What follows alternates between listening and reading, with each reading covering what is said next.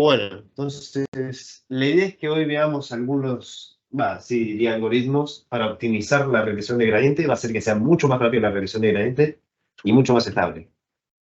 Estos dos métodos que se llaman RMS, son tres en realidad. RMS-Prop, Momentum y Adam se usan o sea, virtualmente en casi todas partes a la hora de hacer una regresión de gradiente porque logran optimizarla y decirle bien al gradiente cómo actualizar cada peso.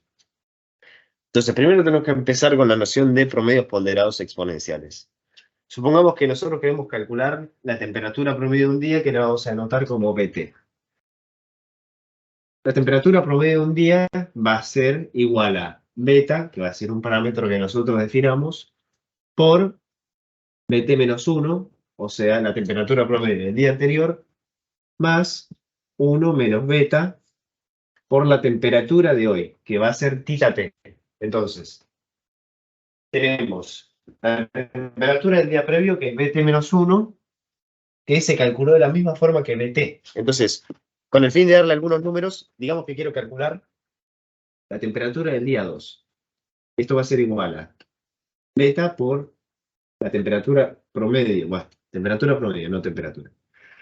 Beta por la temperatura promedio del día 1 más 1 menos beta por la temperatura del día 2. Sin embargo, no sé cuánto es B1. ¿Me explico? Porque yo tengo la temperatura todos los días. Y la temperatura promedio del día 1 la calculé al igual que la temperatura promedio del día 2. Entonces, la temperatura promedio del día 1 es en realidad beta por la temperatura promedio del día 0. Esto es 0, porque en el día 0 no había nada. O sea, todo empezó. No es como con la máquina que empezamos a contar desde el 0, digamos que contamos el día 1, 2, 3, ¿no? Como hacemos acá. Y le sumo 1 menos beta por la temperatura realmente del día 1.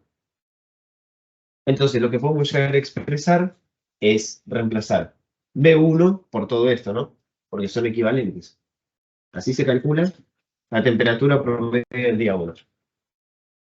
Entonces, si reemplazo toda la fórmula, me quedaría en una sola expresión que la temperatura promedio del día 2 es beta por la temperatura promedio del día 1 es todo esto, entonces me queda 1 menos beta por tita 1 más 1 menos beta por tita 2. Entonces, si se dan cuenta, va a haber un patrón que se va a repetir siempre, y bueno, está bien denotado en la presentación, pero la lógica es que en sí, yo siempre voy a tener 1 menos beta, que va a ser una constante, la temperatura de un día 1, día 2, día 3, y beta elevado a la algo. Entonces, si yo estoy calculando, por ejemplo, la temperatura promedio para el día 2, beta va a estar elevado acá a la 0. O sea, algo a la 0 es 1, ¿no? Cualquier número elevado a la 0 me da 1. Acá beta está elevado a la 1. Si quiero calcular, por ejemplo, la del día 3,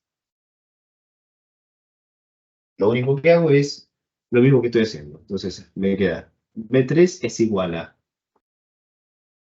beta al cuadrado, 1 menos beta, tita 1, más beta, 1 menos beta, tita 2, más 1 menos beta, tita 3.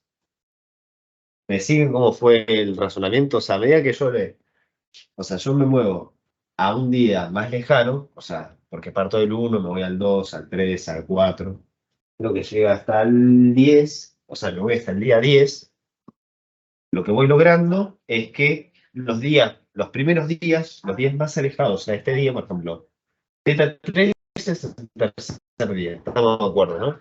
Mi teta 1 fue la temperatura en el día 1. Entonces, esta temperatura, para sacar la temperatura promedio del día 3, tiene menor peso, porque fíjense que está ponderada por b al cuadrado, y b es un valor entre 0 y 1. Entonces, cualquier valor entre 0 y 1, o sea, sin incluir el 0, sin incluir el 1. Si incluyo el 0, por ejemplo, no tomaría el promedio de nada, ¿no? Porque me queda 0, 0, y lo único que me queda es con la temperatura del día actual. Entonces, los promedios serían igual a la temperatura del día actual, ¿no? Fíjense cómo mientras yo disminuyo O sea, a más disminuya teta, acá teta es 0,01, es el gráfico verde. Cada día sería un puntito azul, y fíjense cómo la temperatura promedio, que es la recta verde, es exactamente el puntito azul. O sea, la temperatura promedio es exactamente igual a la temperatura de ese día. Eso si la beta es muy cercana a 0. Y si la beta es muy cercana a 1, lo que va a pasar es que voy a tener en cuenta muchas temperaturas para sacar la temperatura promedio, ¿no? Porque fíjense, si beta es 0,99, esto sería 0,99 al cuadrado, esto estaría ponderado por 0,99 y esto estaría ponderado por 1, ¿no? Y si me muevo más días, tendría 0,99 al cubo, 0,99 a la L. Entonces, a medida que aumente N, va a tener menos peso la temperatura de ese día. ¿Me siguen hasta ahí? O sea, la idea del promedio ponderado es que yo me voy moviendo en una ventana y las cosas que pasaron antes tienen menos ponderancia. Justamente por eso se llaman promedios ponderados. Las cosas más cercanas a ese día tienen más importancia. Por ejemplo, para sacar la temperatura promedio del día 3, es muy importante la temperatura, obviamente, del día 3. Es importante la temperatura del día 2 y ya no es tan importante, obviamente igual sigue siendo importante, la temperatura del día 1. O sea, a medida que yo más me alejo del día, menos me van a importar esas temperaturas. Como regla de dedo, cuando llego a que B a la X es igual a 1 sobre E, o sea, cuando B a la X es igual a 1 sobre E, que creo que es 0,35, a partir de acá yo digo que mis promedios ya no tienen importancia. Entonces, cuando el 0,99 lo elevo a algo y me da 0,35, o sea, o bueno, parecido a 0,35, digo que a partir de ese día las temperaturas no van a afectar más al promedio. O sea, ya son tan insignificantes las sumas que no me importan. ¿Se entiende? Bueno, entonces sigamos los gráficos. Cuando tengo, por ejemplo, 0,01, voy literalmente al día. Entonces, la temperatura promedio es la temperatura del día. El 0,5 generalizo un poquito más. 0,5 tengo 0,5, 0,5 al cuadrado, que es 0,25, y 0,25 al cuadrado otra vez, porque sería el cubo, me da un número todavía más chiquito, que es 0,525, creo. Y el 0,9 lo que logro hacer es un promedio mejor, por así decirlo, o sea que generalizo para más días. Entonces la curva es un poquito más suave y no es tan, o sea, no tiene tantos dientes, por así decirlo, porque no es como que se actualiza día a día, sino que intenta generalizar para más días. No es ni bueno ni malo, es según nuestras aplicaciones. O sea, si no queremos generalizar tanto, beta va a ser más chiquito, entonces lo que vamos a hacer es que los promedios se toman con respecto a días más cercanos, pero si queremos sacar una visión tipo más a largo plazo, beta va a ser más cercano a 1, entonces lo que voy a hacer es tomar una ventana de días más grande. Entonces, los promedios de días más lejanos importan también. Bueno, si me deja la presentación. Bueno, creo que me dejé. Bueno, pero la idea es que tenemos un pequeño problema, lo voy explicando después de hacer la presentación, y es que, si se dan cuenta, por ejemplo, acá, cuando beta es 0,9, es como que al promedio le cuesta empezar un poquito y empieza un poquito abajo de lo que quería empezar. O sea, esto se va a llamar un corrector de Bayes. Presten la atención, por ejemplo, a cómo tenemos la línea azul y la línea naranja, ambos tienen beta de 0,9. Pero a uno se le aplica lo que es la corrección de Bayes y a otro no. La idea detrás de corrección de Bayes es que, como al principio yo empiezo con 0, o sea, fíjense como, por ejemplo, la temperatura promedio del día 1 va a ser 1 menos beta por la temperatura del día 1, ¿no? O sea, porque no tenía nada antes. Entonces no tengo promedio antes que eso. ¿Me explico? Y después la temperatura del día la temperatura promedio, perdón, del día 2 va a ser casi lo mismo. Entonces tengo un número que es bastante chiquito y lo multiplico por beta. Entonces me queda 1 menos beta, tita 1 más 1 menos beta, tita 2. La idea es que hasta que esto toma un valor importante, o al menos un valor considerable con respecto a los datos, que sería, por ejemplo, por acá por el día 2, lo que va a pasar es que como que mis valores de temperatura promedio están por debajo de realmente lo que sería el promedio. Entonces, Lo que hago para solucionar esto es que redefino la temperatura promedio de un día como lo que calculé previamente como temperatura promedio sobre 1 menos beta a la T. Entonces, ¿esto qué significa? Que cuando beta es bastante chiquito, o sea, perdón, cuando T es bastante chiquito, cuando recién estoy empezando los días y mi promedio es chiquito, voy a dividir a beta T por un número cercano a 0. O sea, beta elevado a 1, 2 o 3 me va a dar un número dentro de todo próximo a 1, entonces 1 menos algo próximo a 1 me va a dar casi 0. O sea, por dar un ejemplo, beta elevado a la 1, si beta es 0,99 me da 0,99. Y entonces 1 menos 0,99 es 0,01. Este valor es próximo a 0. Y cualquier cosa dividido a algo casi 0 va a tender a infinito. Obviamente no va a tender a infinito porque no es como que esto es casi 0, pero la idea es que como divido por algo muy chiquitito, este promedio lo que va a hacer es ser ponderado todavía más, o sea, en realidad no sería ponderado todavía más, pero sino que la escala va a cambiar. Entonces, como recién estoy empezando, mis promedios son un poquito más altos. O sea, el gráfico naranja, por ejemplo, empieza mejor y tira mejores promedios, pero el gráfico azul apenas empieza. O sea, el gráfico azul tiende a tirarlos un poquito por debajo, y el gráfico naranja ya empieza un poquito mejor y los tira más cercanos. Y la idea es que cuando yo ya, o sea, cuando yo ya avancé muchos días, cuando ya estuve tomando el promedio muchos días, esto va tendiendo a 1. O sea, porque beta, no sé, digamos, ¿no? 0,99 elevado a la 10 me va a dar un valor próximo a 0. No sé cuánto da. Pero la idea es que 1 menos beta elevado a la 10 me va a dar un valor próximo a 0, entonces sería casi como poner 1 menos 0, entonces es como dividir beta, bt sobre 1. O sea, es como que no cambia. Entonces, dense cuenta como la curva naranjita y azul, cuando ya los días son bastante avanzados, ya, cuando ya pasó mucho tiempo, son la misma. ¿Por qué? Porque este factor de corrección ya no afecta en nada. Porque B a la T es muy chiquitito. Entonces yo lo que puedo hacer es aprovechar esto y usarlo para la regresión de gradientes. O sea, si yo tengo el costo, que bueno, si lo grafico en un gráfico de contorno, va a ser un montón de, de elipses, si puede ser bidimensional. O sea, recuerden que la idea es dejar todo bidimensional para entenderlo mejor, pero bueno, esto funciona para n dimensiones. Entonces, acá en el gráfico se muestra cómo tengo la regresión de batch, que era la que habíamos visto, que era, ¿se acuerdan? Metíamos todos los ejemplos, entrenábamos y computábamos el costo. La regresión de mini batch, ¿se acuerdan que la vimos en la clase pasada? De que la tomo solo una fracción de los ejemplos y actualizo, y tomo otra fracción y actualizo. Esto se hacía mucho más rápido que la regresión de batch. Y después tengo la regresión de momentum. La regresión de momentum no es, por así decirlo, otro tipo de regresión. O sea, no cambio cómo organizo los datos, cambio cómo actualizo los datos. O sea, ahora no voy a actualizar las derivadas de una, no es como que voy a hacer W, que es el peso, menos alfa por la derivada, sino que lo voy a multiplicar por el promedio de las W. Entonces lo que logro hacer es, tengo un promedio de W, ¿no? Y esto lo igualo a beta por E, o sea, el promedio de la W pasada, más 1 menos beta por, por las derivadas de la W actual.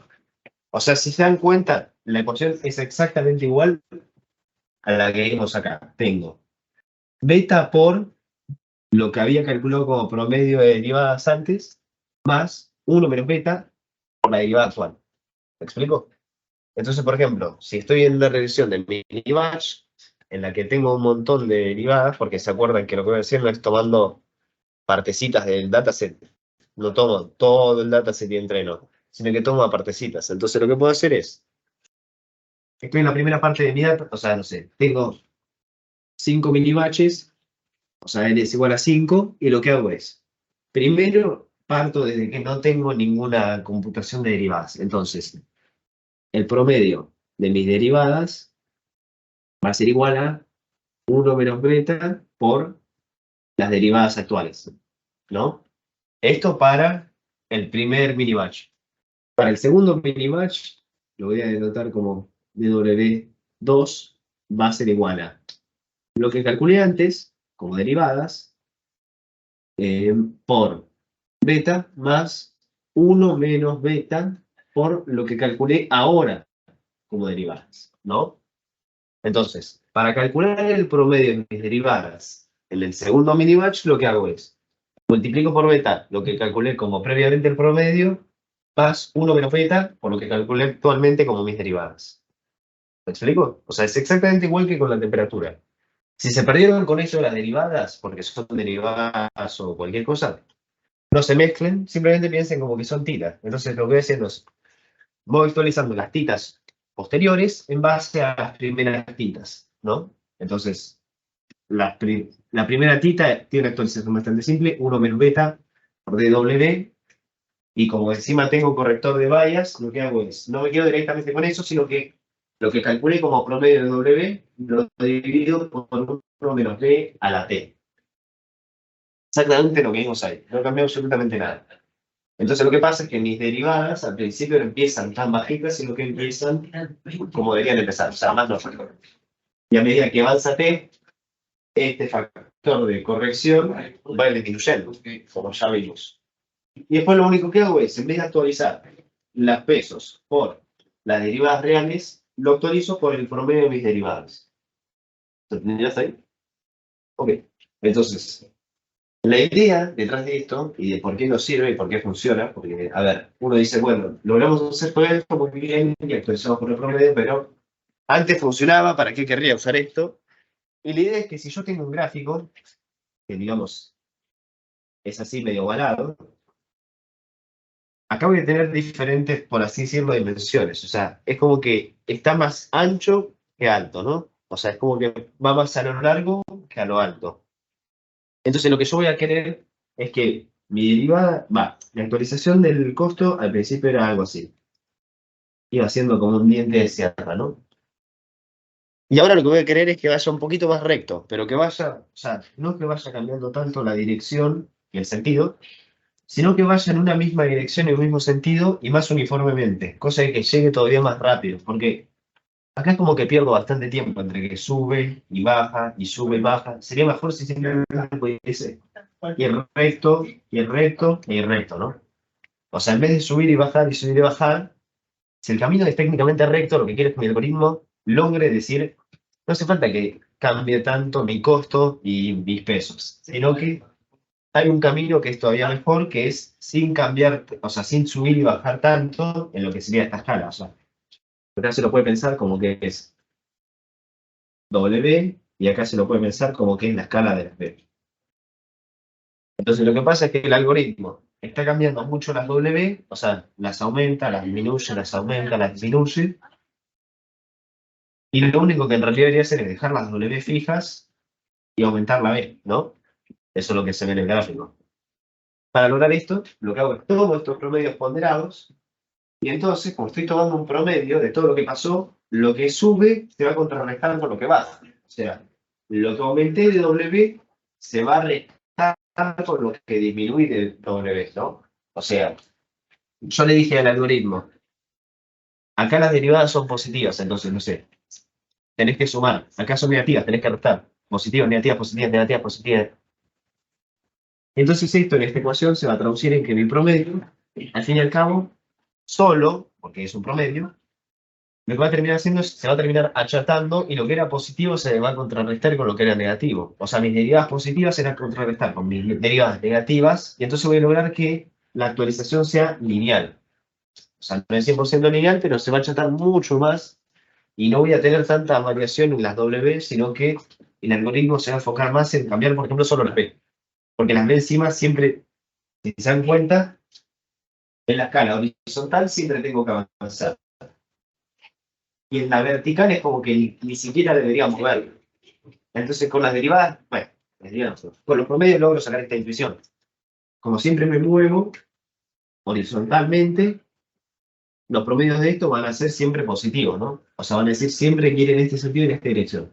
Y como a veces subo y a veces bajo, a veces subo, a veces bajo, lo que sube se va a contrarrestar con lo que baja. Entonces esto es casi como decir que vaya recto. ¿Me explico? Esta sería casi la única razón por la que usamos momentum. Parece bastante pavo, o sea, la actualización no es muy complicada, ven que las ecuaciones son recontra simples, o sea, no hay mucha matemática, pero aplicando estas técnicas logramos que las reducciones de niveles sean muchísimo más rápido y que no haya tantas variaciones en parámetros que no tienen que variar. O sea, si no hay que modificar la W, ¿para qué la estamos modificando? Concentrémonos en solo modificar la B y en modificarla mucho. Y a esto va a venir el siguiente algoritmo, que es el de RMS Pro, que la idea de RMS Pro es exactamente la misma que la de Momentum, pero en vez de hacer, o sea, en vez de multiplicar por la derivada directamente, lo que hago es elevo la derivada al cuadrado, multiplico por eso, y luego lo que voy a hacer es escalar mis derivadas con respecto a la raíz cuadrada de lo que calculé como promedio, más un parámetro de estabilización.